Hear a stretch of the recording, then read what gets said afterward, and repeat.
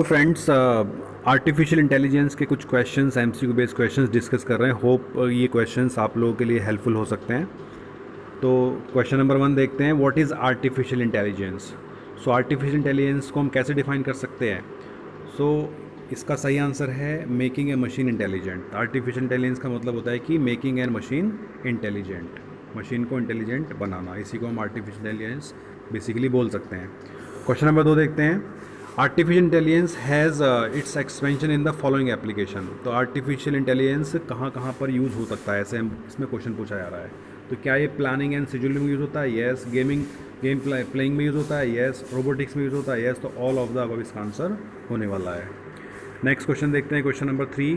Question number 3 क्या कह रहा है, the characteristics of the computer system capable of thinking, reasoning and learning is known as. तो इसी को हम क्या बोलते हैं? आर्टिफिशियल इंटेलिजेंस बोलते हैं।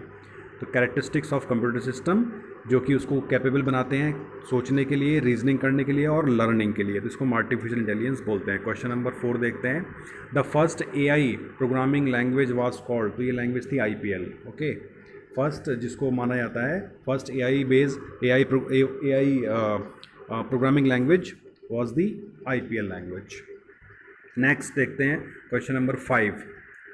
तो देखते हैं क्वेश्चन नंबर 5 क्या कह रहा है, the first widely used commercial form of artificial intelligence is being used in many popular products like microwave ovens. ठीक है, माइक्रोवेव हुए, ओवन हुए, मशीन हुए, वॉशिंग मशीन हुए, automobiles, plug in circuit boards और डेस्कटॉप पीसी।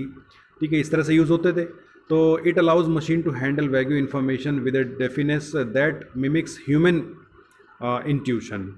ठीक है, तो ह्यूमन बीइंग के इंट्यूशन को मिलती जुलती जो चीज़ें हैं इसमें रहती थी। तो इसको क्या कहा जाता है, what is the name of this AI. तो इसको क्या बोलते थे? इसको हम बोलते थे फजी लॉजिक। ठीक है, फजी लॉजिक।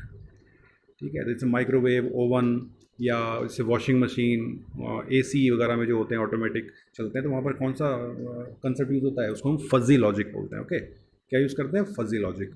नेक्स्ट देखते हैं क्वेश्चन नंबर 6 क्या कह रहा है, what is the term use for describing the judgmental और common sense part of problem solving. तो इसको ह्यूरिस्टिक बोलते हैं। ठीक है, ह्यूरिस्टिक, जजमेंटल और common sense part, problem solving का जजमेंटल और कॉमन सेंस पार्ट, इसको क्या बोलते हैं? ह्यूरिस्टिक बोलते हैं। नेक्स्ट क्वेश्चन 7 देखते हैं, which kind of planning consist of successive representation of different levels of plan. तो इसको बोलते हैं हेरेरिकल प्लानिंग। हेरेरिकल प्लानिंग, तो successive representation of different levels, so क्या बोलते हैं? Hierarchical planning. नेक्स्ट क्वेश्चन देखते हैं, what was originally called the imitation game by its creator. जिसने भी बनाया था किसी चीज़ को, उसको इमिटेशन गेम बोला गया था। ये क्या था? ये था the Turing test. Alan Turing ने किया था, तो ट्यूरिंग टेस्ट उसको बोला गया बाद में। एक्चुअली ओरिजिनली उसका नाम क्या था? इमिटेशन गेम, उन्होंने उसको बोला था। क्वेश्चन नंबर 9 देखिए, an AI technique that allows computers to understand associations and relationships between objects and events is called. इसको बोलते हैं पैटर्न मैचिंग। ठीक है, पैटर्न मैचिंग। क्वेश्चन नंबर 10 देखिए, the field that investigates the mechanics of human intelligence. इसको बोलते हैं cognitive science, संज्ञानात्मक विज्ञान इसको बोलते हैं ना, cognitive science. 11, what is the name of the computer program that simulates the thought process of human beings. तो ह्यूमन बींग की थॉट प्रोसेस को सिमुलेट कौन करता है? इसको बोलते हैं एक्सपर्ट सिस्टम। क्वेश्चन नंबर 12 देखिए, what is the name of the computer system that contains the distilled knowledge of an expert. इसको एक्सपर्ट सिस्टम ही बोलते हैं। ठीक है, क्वेश्चन नंबर 13 देखते हैं, which is not a properly of representation of knowledge. तो property of representation of knowledge, तो रिप्रेजेंटेशन नॉलेज को रिप्रेजेंट करने की प्रॉपर्टी इनमें से कौन सी नहीं है? तो देखो, रिप्रेजेंटेशनल एडिक्वेसी भी है, इन्फ्रेंशियल एडिक्वेसी भी है और इन्फ्रेंशियल एफिशिएंसी भी है। क्या नहीं है? रिप्रेजेंटेशनल वेरिफिकेशन, इसकी प्रॉपर्टी नहीं है। किसकी? रिप्रेजेंटेशन ऑफ नॉलेज की। Question number 14, A heuristic is a way of trying. Heuristic क्या है बताइए? तो ह्यूरिस्टिक है ऑल ऑफ द अबव, ये सारे ऑप्शन ठीक होंगे। तो ह्यूरिस्टिक टू डिस्कवर समथिंग और an idea embedded in a program, ये भी ह्यूरिस्टिक का एग्जाम्पल है। To search and measure how far a node in a search tree seems to be from a goal, तो ये भी एक ह्यूरिस्टिक का एग्जाम्पल है। To compare two nodes in a search tree to see if one is better than a other one, ये भी heuristic का example है। ह्यूरिस्टिक सर्च है ना।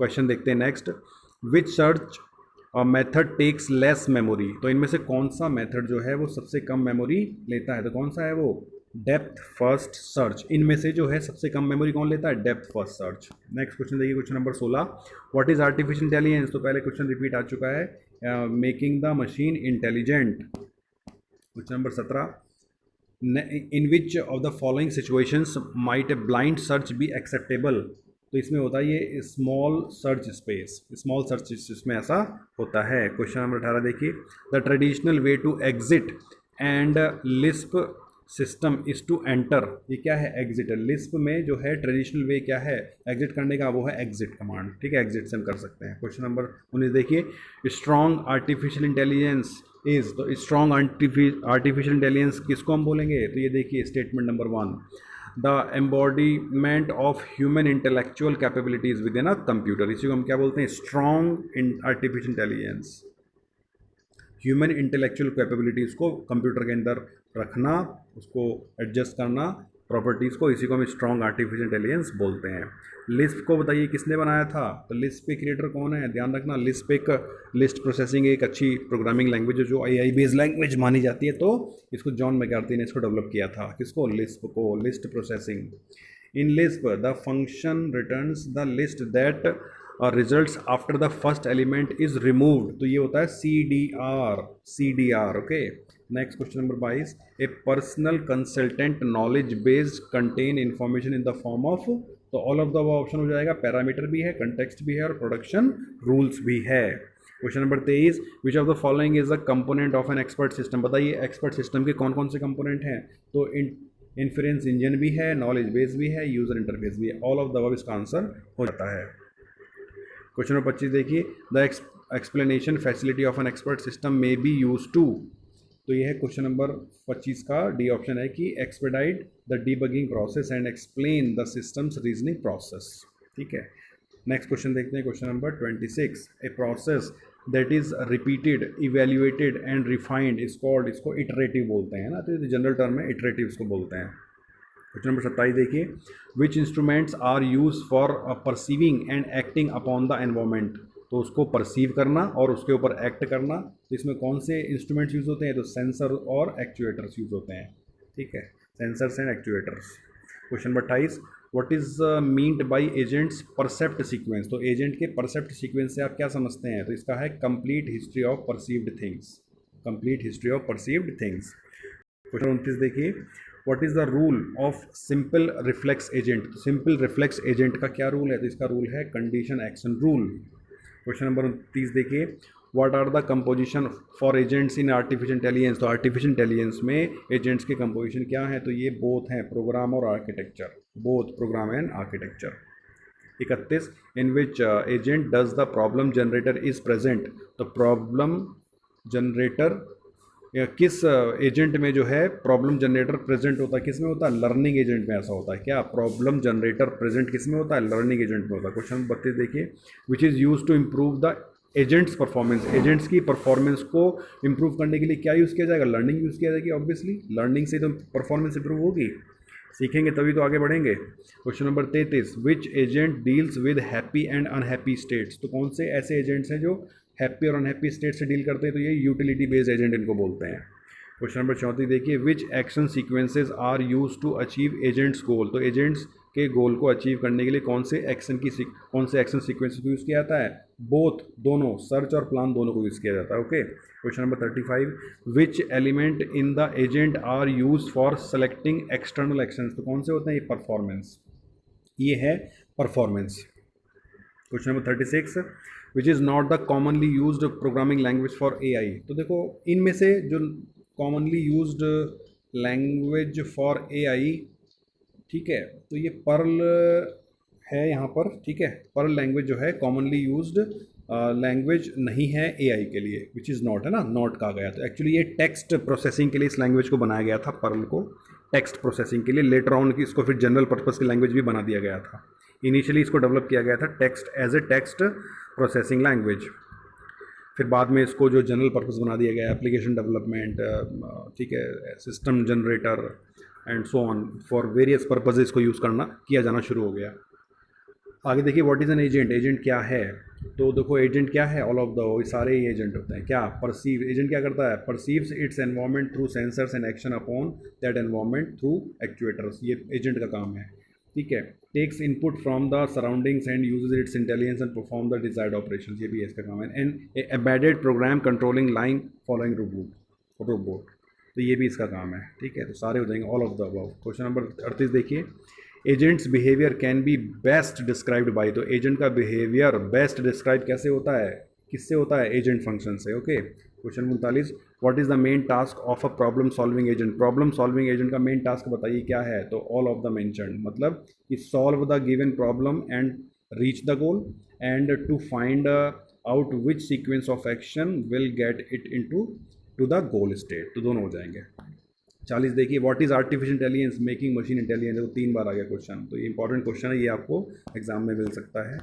क्वेश्चन नंबर 41 देखिए, which is not the commonly used programming language for AI, तो यहाँ पर देखो कौन सी लैंग्वेज है जो कॉमनली यूज्ड लैंग्वेज नहीं है एआई के लिए, तो कौन सी है, ये जावा स्क्रिप्ट इसको बोलते हैं ना। क्वेश्चन नंबर 42 देखिए, what is state space, state space क्या है, तो स्टेट स्पेस ये है कि भाई representation your problem with variable and parameter. Next देखिए question number 43, a production rule consist of, तो प्रोडक्शन रूल में क्या होता है, इस सेट ऑफ रूल भी होता है और इस सीक्वेंस ऑफ स्टेप्स भी होता है, बोथ ए एंड बी।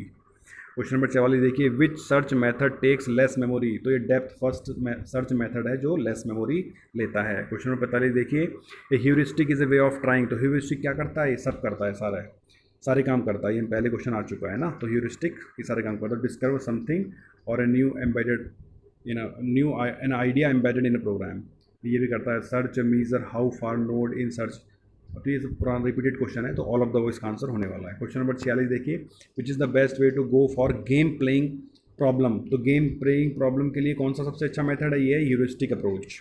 ठीक, question number next, which is not a property of representation of knowledge, तो रिप्रेजेंटेशन ऑफ नॉलेज करने की प्रॉपर्टी कौन सी नहीं है, तो ये रिप्रेजेंटेशनल वेरिफिकेशन, ये इसकी प्रॉपर्टी नहीं है। रिप्रेजेंटेशनल एडिक्वेसी भी है, रेफरेंशियल एफिशिएंसी भी है, इन्फ्रेंशियल एफिशिएंसी भी है और इन्फ्रेंशियल एडिक्वेसी भी होती है। तो इस तरह से हमने कुछ क्वेश्चन डिस्कस कर लिए। होप कि ये क्वेश्चंस आप लोगों के लिए हेल्पफुल होने वाले हैं, आप इनको एक बार प्रैक्टिस कर लीजिएगा।